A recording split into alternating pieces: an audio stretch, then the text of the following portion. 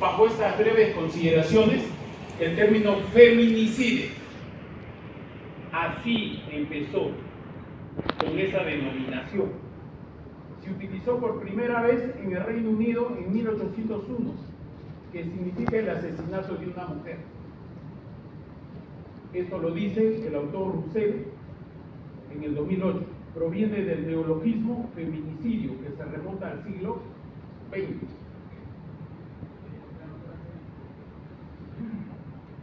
Pero, ¿qué tenemos acá? En lo tradicional de la organización social se suele ser la base de la desigualdad de género. Así era como se conocía el patriarcado, que muchos de ustedes seguramente ya han estudiado historia del derecho. Y en ese sentido tenemos que lo más importante es que los hombres, a los que se los considera masculino, y a las mujeres los considera femenino. Tradicionalmente las sociedades han sido organizadas de tal manera que la adopción de decisiones con respecto a la mayoría de las áreas de la vida han sido dominio de los hombres. Hombres, no machismo. Y a medida que desarrollemos el tema, se van a dar cuenta que en ninguna parte se habla de machismo. Quizás en otras áreas, perfecto. Pero este patriarcado también se le conoció como, en esa época, el feminicidio, como una forma de castigo. Porque ustedes saben que en ese entonces no se conocía todavía la pena, se conocía el castigo a la mujer, que era por múltiples hechos.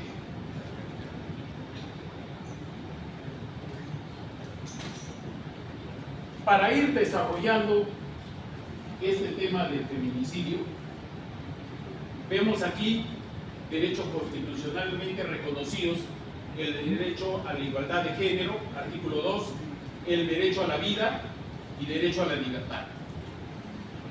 ¿Por qué igualdad de género? Estamos hablando del hombre y la mujer. El derecho a la libertad.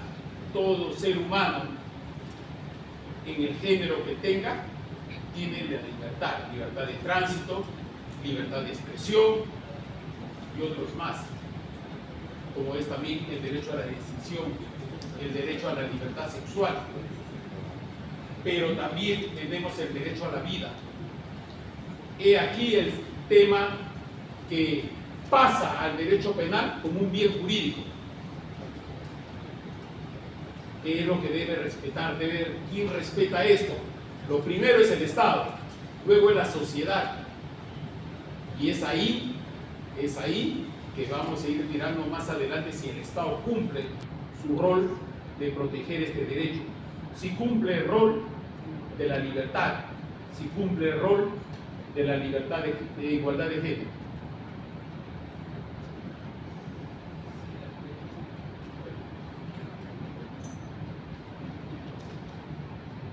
Feminicidio y estereotipo de género. Fíjense acá, en el 2009, la Corte Internacional de Derechos Humanos por primera vez utilizó el término estereotipo de género. Ojo aquí, 2009. En el 2011, mediante ley 29.819, modifica el artículo 107 del Código Penal. ¿Para qué? Para incluir el feminicidio. Si vemos qué cosa es el artículo 107, ¿a qué se refiere? Al parricidio. O sea, lo extrae para tener el feminicidio como un tipo penal. Pero, sorpresa, en el 2013 modifican también el artículo 107 por el 108A, que es ahí donde incluyen al feminicidio.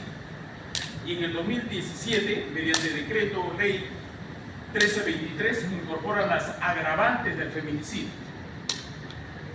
Aquí me voy a detener. Resulta que en el 2011 hubieron 74 denunciados por la muerte de las mujeres. Ustedes saben quién hace las investigaciones, el Ministerio Público. Y cuando el Ministerio Público les pregunta ¿por qué has matado a esta mujer? Unos dicen porque ya no quiso estar conmigo, otros dicen porque no quiso tener relaciones sexuales, otros porque no me sirvió la comida que tenía que servirme, y así sucesivamente. Entonces dan esta norma, y cuando le pregunta el Ministerio Público, se pregunta, pero eso que me dan esa respuesta, ¿encaja en el tipo penal? No, porque se decía en la condición de tal, y ellos decían, no, yo no le he matado por eso, y era por su libertad, por su condición de su estereotipo. ¿Qué es el estereotipo? Es tanto para hombres y mujeres en la sociedad, pero agregando algo más, la libertad que tiene toda persona. Y esa persona, si es mujer, tiene igual libertad que el hombre. Entonces, vemos ahí por qué surge aquí en el Perú. ¿Y sabe cuál fue la presión para que hicieran esa modificatoria? Fueron los medios de comunicación. ¿Qué hace el Estado ante tantas muertes? Si no, no se hubieran preocupado. Y cuando dieron esto, dijeron, y ahora esto no encaja. Y por ahí, para poder, ustedes saben que los operadores judiciales no pueden dejar de administrar justicia. Dijeron, vamos a agarrar lo de la Corte Interamericana de Derechos Humanos para que encajen esas conductas. No fue por el legislador peruano. ¿Y saben por qué? Porque aquí la universidad es un campo de saber. Todos sabemos en estos momentos cómo está el Congreso, qué estadística tiene ante la sociedad, positiva o negativa. Negativa. Igual estaba en esa época, entonces se les prendió el farolito, vamos a dar esta norma. Y lo dieron, pero lo dieron mal hecho. Seguramente ustedes saben que toda norma penal tiene sus elementos de hecho más su consecuencia jurídica. Esos elementos de hecho, ¿qué se tiene que ver? Ustedes saben también que el derecho es una ciencia social, que como ciencia social tiene su observación, su experimentación y sale la norma. Si eso no juega, quiere decir que no debe haber una norma. Pero salió de la noche a la mañana. Ahí está una sorpresa. Cuando salió esa modificatoria en el 2011, ¿saben cuánto era la pena? 6 años. Ha ido presentándose la pena, ahora tenemos cadena perpetua. ¿Y qué pasa? ¿Bajó? No bajó. ¿Por qué se llama feminicidio? Es un tipo de homicidio calificado en el que un varón mata a una mujer adolescente, niña, por ser femenina o por su condición de tal. Sí, pues, no es tan solo, no hay que ponernos a pensar que tan solo es para la persona o la mujer adulta. No, también calza en el adolescente. Y si nos vamos extensivamente, nos vamos hasta la niña.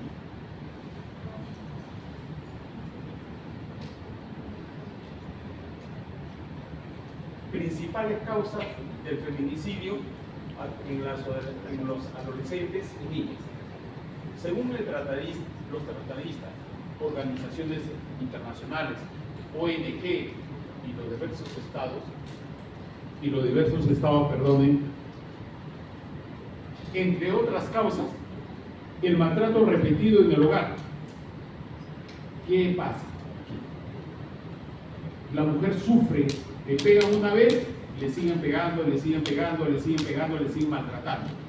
Y se hace, como se dice, una persona indolente al castigo. Incluso no denuncia.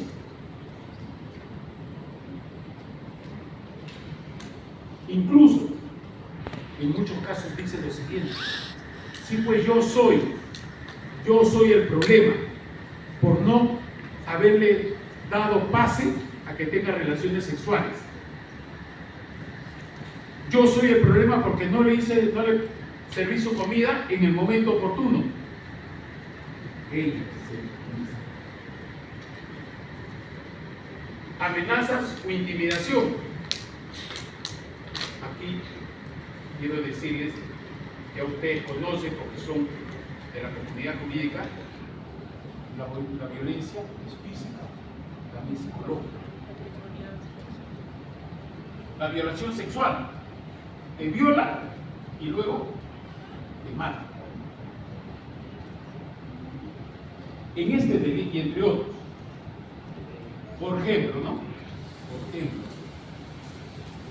el caso más sonado en estos momentos, lo que ha sucedido en Cajamarca. Fíjense, en presencia de muchas personas, mataron a una mujer. Primero la agredió con golpes y luego la mató. Nadie de la sociedad tuvo el reparo de ir a evitar eso. Pero no obstante ello, ¿qué sucedió? Esta persona ya había interpuesto denuncias por maltrato contra esa expareja. Y en una de esas le dan la medida de protección por 3 meses.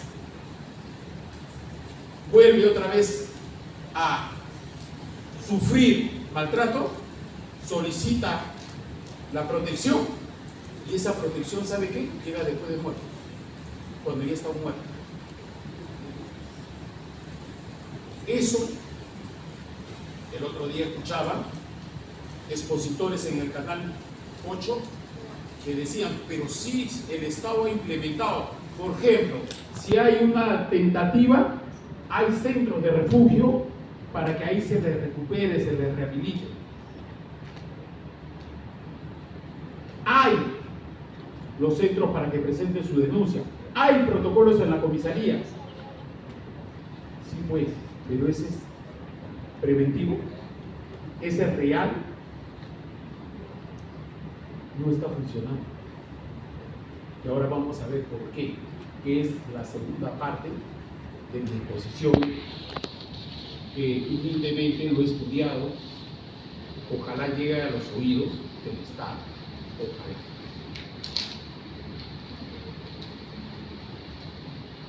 Acá está. Sugerencia para evitar el delito de feminicidio. Ante la incidencia que azota actualmente el Perú, el Estado ha llegado a llevar una pena de cadena perpetua. Sin embargo, pese a que toda norma es preventiva y punitiva, esto no surte efectos para minorar el feminicidio. Ahorita estamos para culminar mayo. ¿Saben cuántos feminicidios hay? 142 feminicidios. Y estamos un poquito más del trimestre. Si comparamos el otro año y el año anterior, hemos superado. Por ello es de vital importancia en mi visión conceptual del derecho penal se implemente con mayor incidencia el tema de los valores a nivel inicial, primaria, secundaria y universitaria y carreras técnicas. ¿Cómo? Miren, esta violencia que viene azotando en el feminicidio no crea que es gratis. No. Esto tiene unas causas. Primero, ustedes saben que ha habido una época de terrorismo. Y esos niños o esas niñas que estaban en esa época, que jugaban, sin embargo, interiorizaban ya la violencia. No era en ese momento que mostraban su violencia, pero ha venido creciendo. Y es una forma de venganza.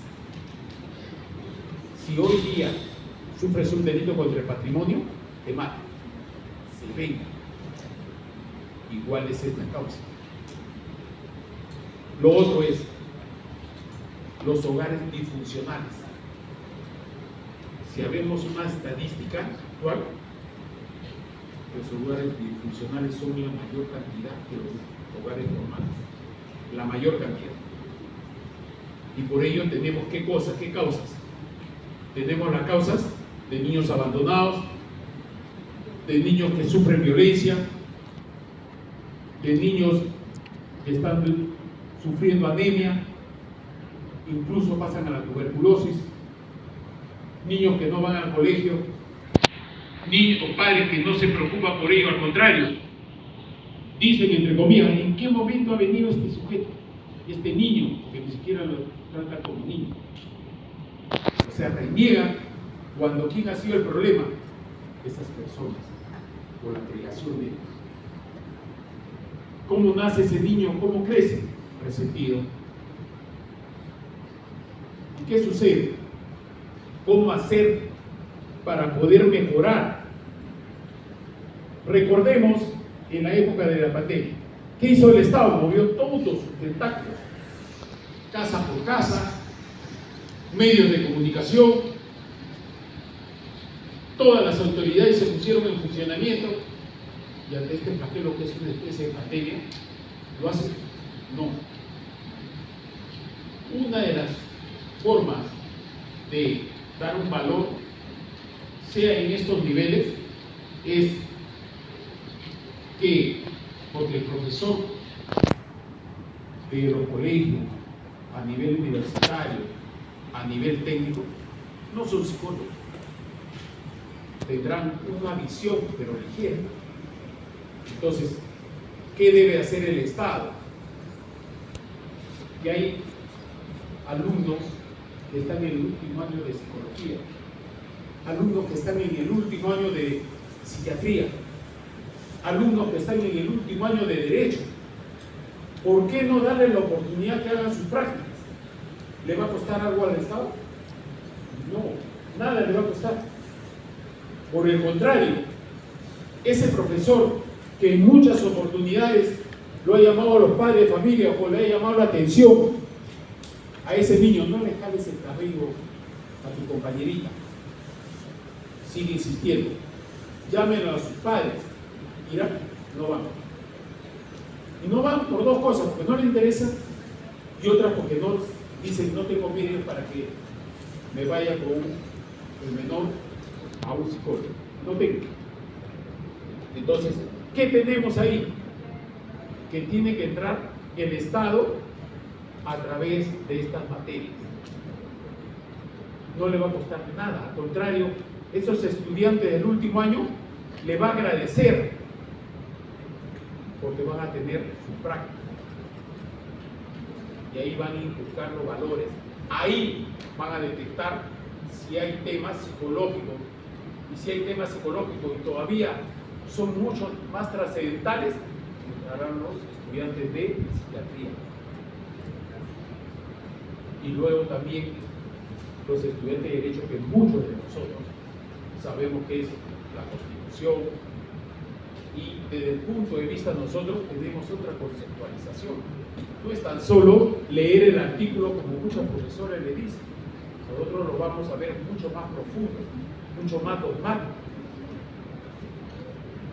Entonces, esa es una medida.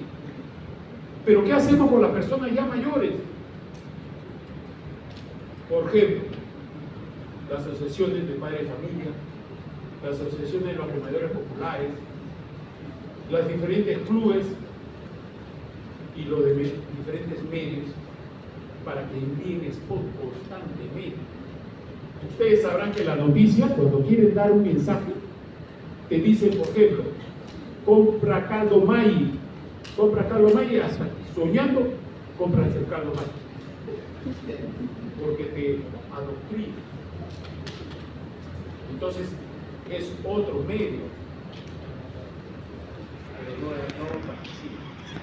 Solamente dice, ya después que ha sucedido, darle la medida de protección, o llevar un proceso y poner la pena y seguir para adelante. Y la vida no vale nada cuando es el Estado que tiene que proteger, y también con los valores que se le dé para respetar a la sociedad, a los semejantes, sobre todo a la sociedad. Entonces tenemos estas pequeñas sugerencias para que de tal manera que se fortalezca esos valores para que de tal manera el Estado se preocupe en proteger el derecho a la vida, en proteger el derecho a la libertad, en proteger el derecho al género. Ahí está su función, ahí está su obligación. Esperemos que lo haga, porque esto si no va a continuar. Y también sugerir a aquellos alumnos que aún no forman parte, digamos, de situaciones de convivencia, situaciones de noviazgo, o de tener una pareja, también sepan autoestimarse, porque nadie te va a decir si tú mismo previamente no te conoces, ¿correcto?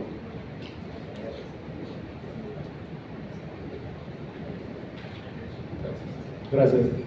Entonces, esto he querido darlo a conocer, porque la comunidad jurídica no es tan solo para interpretar la norma, para dar la parte dogmática. No, también hay que estudiar en profundidad. Recordemos cuando los campos universitarios o los campos del saber entraban a este mundo de estudiar, de ver cuáles son las causas, pero también darle las alternativas. El otro día me hablaba, profesor, pero si nosotros somos estudiantes, ¿qué alternativa? Ustedes son una caja de Pandora, de resonancia, porque así como están estudiando acá, van a tener amigos, familiares, ustedes pueden conversar, pueden intercambiar. Entonces, eso deben de saber ustedes. Ustedes en estos momentos son la población que va a determinar las elecciones. Y eso lo conocen los políticos, porque a través de los censos saben dónde está la masa que va a decidir, dónde está, cuál es ustedes. Pero no se olviden que son universitarios y tienen su propia concepción para poder expresar sus opiniones, sus conocimientos. ¿Correcto? Voy a pedirles si es de interés de ustedes, siendo que son las 4:32 y me han dicho que máximo no debe pasar de 45, porque ya lo dijo nuestro coordinador, muchos de ustedes están por dar el examen y tienen que de alguna manera repasar, porque estudiar ya no, a estas alturas no, van a repasar, ya estudiaron en la madrugada, en la noche, ¿no? Pero sí, yo quiero agradecerles infinitamente la participación y como dijo nuestra directora, qué bonito es encontrarse con el alumno presencialmente, a que sea a través de una máquina, ¿no? Ahí sí ya no puedes hablar, pero qué bonito es así, tener la participación y como tal, si hubieran una o dos preguntas de parte de ustedes para poder absolverlo, encantado, pero levanten la mano por favor.